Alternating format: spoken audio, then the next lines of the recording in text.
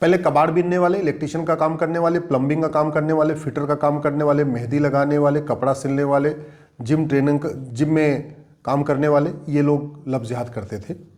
फेरी लगाने वाले लफ्ज़ जिहाद का काम करते थे, ऑटो चलाने वाले लफ्ज़ जिहाद का काम करते थे। लेकिन आज की डेट में doctor, engineer, professor, clerk, collector, कप्तान, कांस्टेबल, थानेदार, हवलदार, तहसीलदार भी लफ्ज़ जिहाद करने लग गए।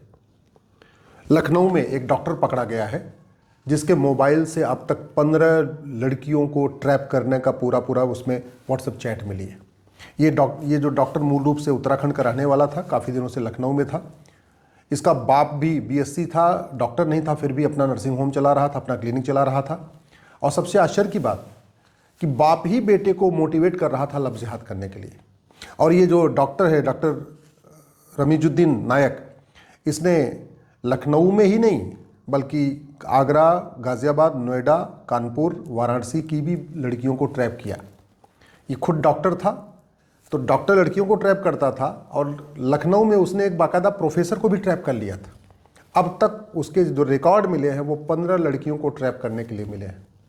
आप खुद सोचिए, डॉक्टर, पढ़ा लिखा, लखनऊ में केजीएमसी जो हॉस्पिटल है, वो लखनऊ में जो बेस्ट मेरिट होती है, पूरे यूपी की बेस्ट मेरिट के बच्चे जाते हैं लखनऊ में। इसका मतलब इसकी मेरिट भी अच्छी रही होगी। कोई ऐसा नहीं कि ऐसे चला गया है डॉक्टर बन गया। और इसके बावजूद सोच नहीं बदली।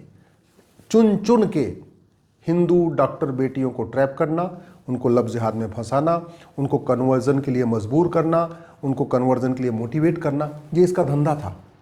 मैं गारंटी के साथ कहता हूँ, अगर इसका narco polygraph brain mapping test किया जाए तो पता चलेगा इसको एक एक बेटी को ट्रैप करने के लिए कम से कम 25-25 लाख रुपए मिला होगा।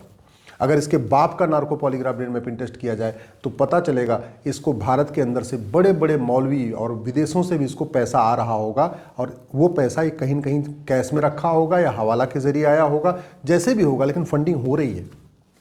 भारत में लफ्ज़ जिहाद की फंडिंग हो रही है, ड्रग जिहाद की फंडिंग हो रही है, घुसपैठ जिहाद की फंडिंग हो रही है, धर्मांतरण की फंडिंग हो रही है, और जनसंख्या विस्फोट की फंडिंग हो रही है।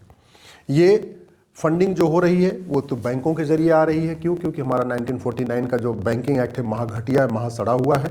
मैं कई बार कह चुका हूँ, इस घटिया कानून को बदलिए, यूनिफॉर्म बैंकिंग कोड लागू करिए, नहीं तो बैंकिंग से जो भारत को बर्बाद करने की फंडिंग आ रही है, लफ्ज़ जिहाद, लैंड जिहाद, ड्रग जिहाद, घुसपैठ जिहाद, धर्मांतरण जिहाद की, वो फंडिंग नहीं रुकेगी। अगर भारत को सुरक्षित बनाना है, लफ्ज़ जिहाद, धर्मांतरण रोकना है, तो जो एफसीआरए के जरिए फंडिंग आ रही है इसको रोकना पड़ेगा। वो तभी रुक सकता है जब 2010 का जो कांग्रेस का एफसीआरए कानून, इसको ख़त्म कर दिया जाए। जब तक ये ख़त्म नहीं होगा तब तक लफ्ज़ जिहाद, धर्मांतरण की फंडिंग नहीं होगी। और एक बात याद रखिएगा, प्रतिदिन 1000 बेटियां लफ्ज़ जिहाद का शिकार हो रही हैं, और प्रतिदिन 1500 हिंदू परिवारों का धर्मांतरण हो रहा है। 1000 बेटियां लफ्ज़ जिहाद का शिकार हो रही हैं, इसका मतलब साल में लगभग 3.5 लाख बेटियां लफ्ज़ जिहाद का शिकार हो रही हैं। ऐसे ही 1500 परिवारों का पर डे कन्वर्जन हो रहा है, यानी प्रतिदिन 10,000 हिंदुओं का धर्मांतरण हो रहा है, और साल में 40 लाख हिंदुओं का धर्मांतरण हो रहा है। और ये सारा का सारा धर्मांतरण फंडिंग करके हो रहा है, बाकायदा ट्रैप किया गया है। कुछ दिन पहले मथुरा में एक ऑटो चलाने वाला पकड़ा गया था, उसको 50 लड़कियों का टारगेट मिला था, उसने 23 लड़कियों को ट्रैप भी कर लिया था। इस डॉक्टर को मुझे नहीं पता कि कितना का टारगेट लिया इसने, लेकिन 15 लड़कियों को अब तक ये ट्रैप कर चुका है। सोचिए, डॉक्टर है, इसके पहले प्रोफेसर का लफ्ज़ जिहाद का केस आ चुका है, इंजीनियर का लफ्ज़ जिहाद का केस आ चुका है, बैंक मैनेजर का लफ्ज़ जिहाद का केस आ चुका है, हवलदार, थानेदार के कई केस आ चुके हैं लफ्ज़ जिहाद के, तहसीलदार, पेशकार के लफ्ज़ जिहाद के केस आ चुके हैं। ये जो लफ्ज़ जिहाद है ये कड़वी सच्चाई है। तो डॉक्टर भी लफ्ज़ जिहाद कर रहा है, कंपाउंडर भी लफ्ज़ जिहाद कर रहा है, प्रोफेसर भी लफ्ज़ जिहाद कर रहा है, इंजीनियर भी लफ्ज़ जिहाद कर रहा है, और बड़े प्लान्ड वे में कर रहा है। इस लफ्ज़ जिहाद की फंडिंग हवाला के जरिए होती है, और हवाला तभी खत्म होगा जब 100 रुपये से बड़ी नोट बंद होगी और ये घटिया मनी लॉन्ड्रिंग एक्ट बदलेगा। नहीं तो हवाला नहीं रुकेगा, और हवाला नहीं रुकेगा तो लफ्ज़ जिहाद, धर्मांतरण नहीं रुकेगा। हवाला, इस लफ्ज़ जिहाद और धर्मांतरण की जो फंडिंग होती है वो काले धन से होती है, और काला धन तभी रुकेगा जब 1000 रुपये से ऊपर कैश लेन देन को बंद कर दिया जाए, और इस घटिया कानून को बदला जाए, और ब्लैक मनी रखने को जघन्य अपराध घोषित किया जाए। भारत में जो ये जिहाद करते हैं, लफ्ज़ जिहाद, धर्मांतरण कराते हैं, इनको बेनामी फंडिंग होती है, और वो तभी रुकेगी जब 10,000 रुपये से ऊपर प्रॉपर्टी को आधार से लिंक कर दिया जाए, और इस बेनामी प्रॉपर्टी एक्ट को बदला जाए, और बेनामी लेन देन को जघन्य अपराध घोषित किया जाए।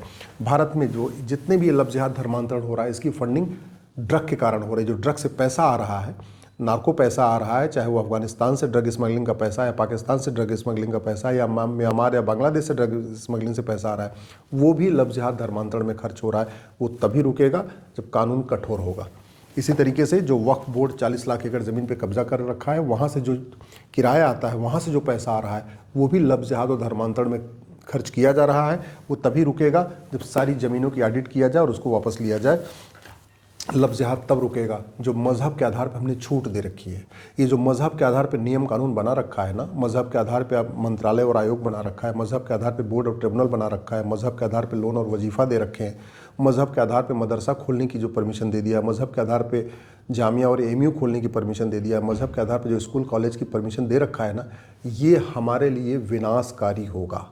इसलिए मैं कहता हूं अगर देश को बचाना है तो लफ्ज़ जिहाद धर्मांतरण को रोकना होगा। और लफ्ज़ जिहाद धर्मांतरण तभी रुकेगा जब फंडिंग बंद होगी और मज़हब के आधार पर बने नियम कानून खत्म होंगे।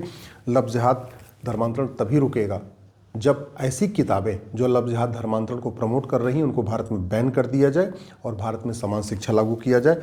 लफ्ज़ जिहाद धर्मांतरण तभी रुकेगा जब एक राष्ट्रीय एकता अखंडता आयोग बनाया जाए और सारी जितनी मजहबी किताबें उनको रिव्यू करके देखा जाए। जो किताबें हमारे संविधान के खिलाफ चीज़ें सिखा रही हैं, जो किताबें जो मजहबी किताबें इक्वलिटी जस्टिस लिबर्टी फ्रेटर्निटी को नहीं मानती, जो मजहबी किताबें जेंडर जस्टिस जेंडर इक्वलिटी को नहीं मानती, जो मजहबी किताबें हमारे देवी देवताओं के खिलाफ भड़का रही हैं, जो मजहबी किताबें हमारे त्यौहार के खिलाफ भड़का रही हैं, भारत के खिलाफ भड़का रही हैं, भारत की संस्कृति के खिलाफ भड़का रही हैं, जब तक उन किताबों को बैन नहीं किया जाएगा तब तक लफ्ज़ जिहाद धर्मांतरण नहीं रुकेगा, तब तक देश सुरक्षित नहीं होगा।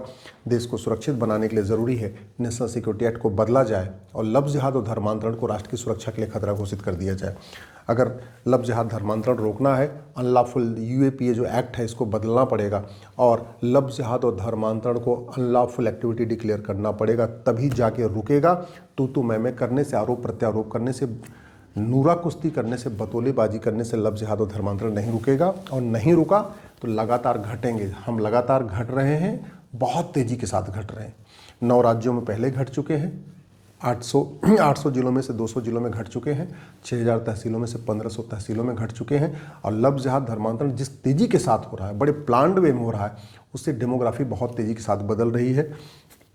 अगर भारत को सुरक्षित बनाना है, लफ्ज़ जिहाद धर्मांतरण रोकना है, तो ऑर्गेनाइज क्राइम को डिफाइन करना पड़ेगा। सभी राज्यों के पास अपना अपना कानून है, लेकिन लफ्ज़ जिहाद और धर्मांतरण को हमने ऑर्गेनाइज क्राइम डिक्लेयर नहीं किया।